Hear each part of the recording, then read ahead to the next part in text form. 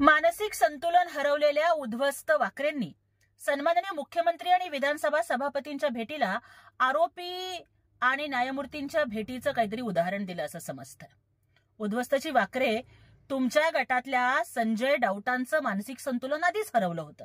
मला वाटतं आता तुमच्यासाठी सुद्धा कुठल्या तरी मेंटल हॉस्पिटलमध्ये एखादी रूम बुक करण्याचं गरज आहे. मला सांगा, कसले आरोपी? सिव्हिल मॅटर आणि क्रिमिनल मॅटर ह्याच्यातला फरक नाही का कळत तुम्हाला? नशिबानं का होईना, पण वाकरेजी तुम्हाला काही काळ महाराष्ट्राच्या मुख्यमंत्री पदावर बसण्याची संधी मिळाली होती. मग मुख्यमंत्रीपद भूषवलेल्या या अशा तुमच्या अज्ञानाची मला कीव करावीशी वाटते.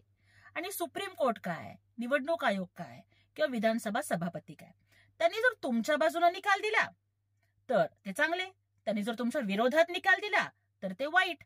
अशा पद्धतीचं कोल्ह्याला द्राक्ष आंबट असा तुमचा प्रकार चालू आहे. आणि गोष्ट जर आरोपाचीच करायची असेल तर खिचडी खाल्लेल्याचे, बॉडी बॅगेत पैसे खाल्लेल्याचे, रेमडेसिवीर मध्ये पैसे खाल्लेल्याचे, मढ्याच्या टाळूवरचं लोणी खाल्लेले आरोप हे तुमच्यावरती आहेत. आणि जनता तुम्हाला धडा शिकवल्याशिवाय राहणार नाही. सत्ता गेल्यामुळं तुमच्या पायाखालची वाळू सरकलीये आणि त्याच्यामुळंच तुम्ही अशा पद्धतीची बेताल विधानं करत आहात.